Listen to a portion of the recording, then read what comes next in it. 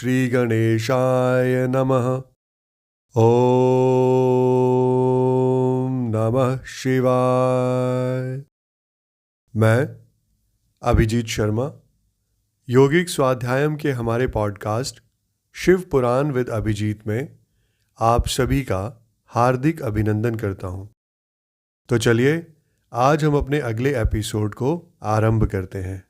आज हम शिव पुराण की दूसरी संहिता रुद्र संहिता के 5वें खंड युद्ध खंड के 30वें अध्याय से आगे बढ़ेंगे।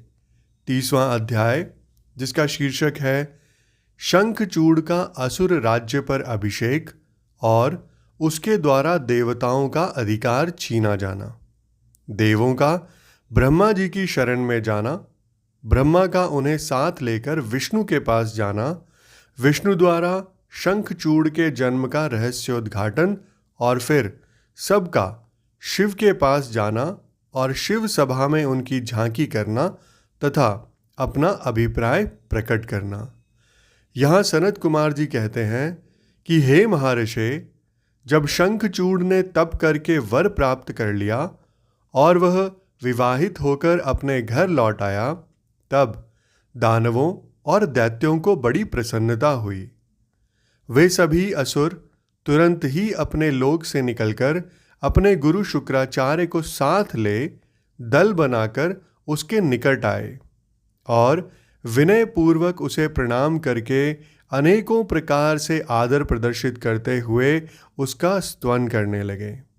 फिर उसे अपना तेजस्वी स्वामी मानकर अत्यंत प्रेम भाव से उसके पास ही खड़े हो गए। उधर दंभ कुमार शंखचूड़ ने भी अपने कुलगुरु शुक्राचार्य को आया हुआ देखकर बड़े आदर और भक्ति के साथ उन्हें साष्टांग प्रणाम किया।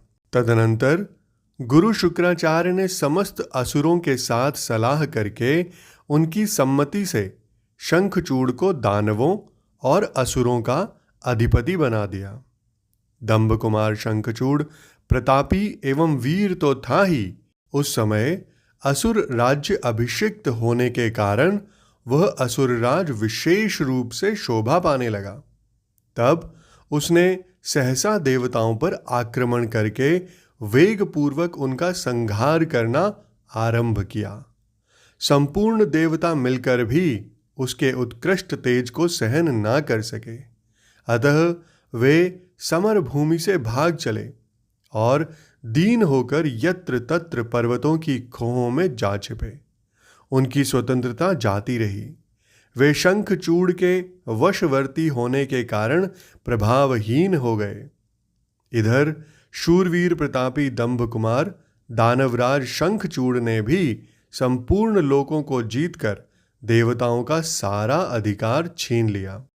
वह त्रिलोकी को अपने अधीन करके संपूर्ण लोकों पर शासन करने लगा और स्वयं इंद्र बनकर सारे यज्ञ भोगों को भी हड़पने लगा तथा अपनी शक्ति से कुबेर, सोम, सूर्य, अग्नि, यम और वायु आदि के अधिकारों का भी पालन कराने लगा।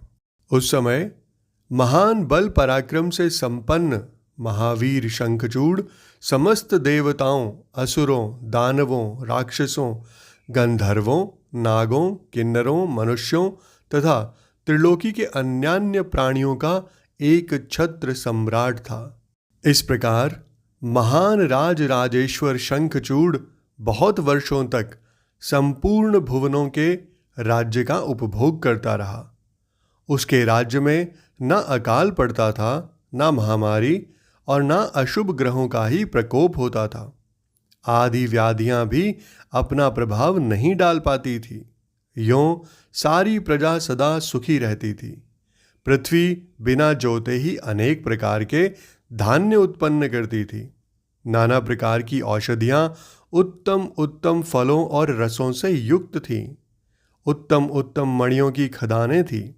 समुद्र अपने तटों पर निरंतर ढेर के ढेर रत्न बिखेरते रहते थे। वृक्षों में सदा पुष्प फल लगे रहते थे। सरिताओं में सुस्वादु नीर बहता रहता था। देवताओं के अतिरिक्त सभी जीव सुखी थे। उनमें किसी प्रकार का विकार नहीं उत्पन्न होता था। चारों वर्णों और आश्रमों में सभी लोग अपने अपने धर्म में स्थित रहते थे। इस प्रकार जब वह त्रिलोकी का शासन कर रहा था, उस समय कोई भी दुखी नहीं था। केवल देवता भ्रातृद्रोह वश दुख उठा रहे थे। हे मुने, महाबली शंखचूड़ गोलोक निवासी श्री कृष्ण का परम मित्र था। साधु स्वभाव वाला वह सदा श्री कृष्ण की भक्ति में निरत रहता था। पूर्व शापवश उसे दानव की योनि में जन्म लेना पड़ा था, परंतु दानव होने पर भी उसकी बुद्धि दानव की सी नहीं थी। प्रिय व्यास जी, तदनंतर जो पराजित होकर राज्य से हाथ धो बैठे थे, वे सभी सुरगण तथा ऋषि परस्पर मंत्रणा करके ब्रह्मा जी की सभा को चले। वहां पहुंचकर उन्होंने ब्रह्मा जी का दर्शन किया और उनके चरणों में अभिवादन करके विशेष रूप से उनकी स्तुति की। फिर आकुलता पूर्वक अपना सारा वृत्तांत उन्हें कह सुनाया। तब ब्रह्मा उन सभी देवताओं तथा मुनियों को ढांढस बंधाकर उन्हें साथ ले सत्पुरुषों को सुख प्रदान करने वाले वैकुंठ लोक को चल पड़े। वहां पहुंचकर देवगणों सहित ब्रह्मा ने रमापति का दर्शन किया। उनके मस्तक पर किरीट सुशोभित था, कानों में कुंडल झलमला रहे थे और कंठ वनमाला से विभूषित था। वे चतुर्भुज देव अपनी चारों भुजाओं में शंख, चक्र, गदा और पद्म धारण किए हुए थे। श्री विग्रह पर पीतांबर शोभा दे रहा था और सनंद आदि सिद्ध उनकी सेवा में नियुक्त थे। ऐसे सर्वव्यापी विष्णु की झांकी करके ब्रह्मा आदि देवताओं तथा मुनीश्वरों ने उन्हें प्रणाम किया और फिर भक्तिपूर्वक हाथ जोड़कर वे उनकी स्तुति करने लगे। देवता बोले, सामर्थ्यशाली वैकुंठाधिपते, आप देवों के भी देव और लोकों के स्वामी हैं। आप त्रिलोकी के गुरु हैं। हे श्री हरे, हम सब आपके शरणापन्न हुए हैं। आप हमारी रक्षा कीजिए। अपनी महिमा में कभी च्युत न होने वाले ऐश्वर्यशाली त्रिलोकेश, आप ही लोकों के पालक हैं। हे गोविंद, लक्ष्मी आप में ही निवास करती है और आप अपने भक्तों के प्राण स्वरूप हैं। आपको हमारा नमस्कार है। इस प्रकार स्तुति करके सभी देवता श्री हरि के आगे रो पड़े। उनकी बात सुनकर भगवान विष्णु ने ब्रह्मा से यूं कहा। विष्णु बोले, हे ब्राह्मण, यह वैकुंठ योगियों के लिए भी दुर्लभ है। तुम यहाँ किस लिए आए हो? तुम पर कौन सा कष्ट आ पड़ा है? वह यथार्थ रूप से मेरे सामने वर्णन करो। फिर सनत कुमार जी कहते हैं कि हे मुने, श्रीहरि का वचन सुनकर ब्रह्मा जी ने विनम्र भाव से सर झुकाकर उन्हें बारंबार प्रणाम किया और फिर अंजलि बांधकर परमात्मा विष्णु के समक्ष स्थित हो देवताओं के कष्ट से भरी हुई शंखचूड़ की सारी करतूत कह सुनाई। तब समस्त प्राणियों के भावों के ज्ञाता भगवान श्रीहरि उस बात को सुनकर हंस पड़े और ब्रह्मा से उस रहस्य का उद्घाटन करते हुए यूं बोले। श्री भगवान ने कहा कि हे कमल योनि, मैं शंखचूड़ का सारा वृत्तांत जानता हूं। पूर्व जन्म में वह महातेजस्वी गोप था जो मेरा भक्त था। मैं उसके वृत्तांत से संबंध रखने वाले इस पुरातन इतिहास का वर्णन करता हूं, तुम सुनो। इसमें किसी प्रकार का संदेह नहीं करना। भगवान शंकर सब कल्याण करेंगे। गोलोक में मेरे ही रूप श्री कृष्ण रहते हैं। उनकी स्त्री श्री राधा नाम से विख्यात है। वह जगत जननी तथा प्रकृति की परमोत्कृष्ट पांचवी मूर्ति है। वही वहां सुंदर रूप से विहार करने वाली है। उनके अंग से अद्भुत बहुत से गोप और गोपियां भी वहां निवास करती हैं। वे नित्य राधा कृष्ण का अनुवर्तन करते हुए उत्तम उत्तम क्रीड़ाओं में तत्पर रहते हैं। वही गोप इस समय शंभू की इस लीला से मोहित होकर शापवश अपने को दुख देने वाली दानवी योनि को प्राप्त हो गया है। श्री कृष्ण ने पहले से ही रुद्र के त्रिशूल से उसकी मृत्यु निर्धारित कर दी है। इस प्रकार वह दानव देह का परित्याग करके पुनः कृष्ण पार्षद हो जाएगा। हे देवेश, ऐसा जानकर तुम्हें भय नहीं करना चाहिए। चलो हम दोनों शंकर की शरण में चलें, वे शीघ्र ही कल्याण का विधान करेंगे। अब हमें, तुम्हें तथा समस्त देवों को निर्भय हो जाना चाहिए। फिर सनत कुमार जी कहते हैं कि हे मुने, यूं कहकर ब्रह्मा सहित विष्णु शिवलोक को चले। मार्ग में वे मन ही मन भक्तवत्सल सर्वेश्वर शंभु का स्मरण करते जा रहे थे।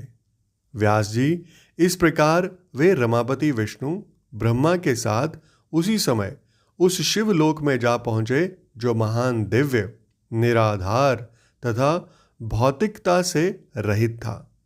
वहां पहुंचकर उन्होंने शिवजी की सभा का दर्शन किया। वह ऊंची एवं उत्कृष्ट प्रभाव वाली सभा प्रकाश युक्त शरीरों वाले शिव पार्षदों से घिरी होने के कारण विशेष रूप से शोभित हो रही थी।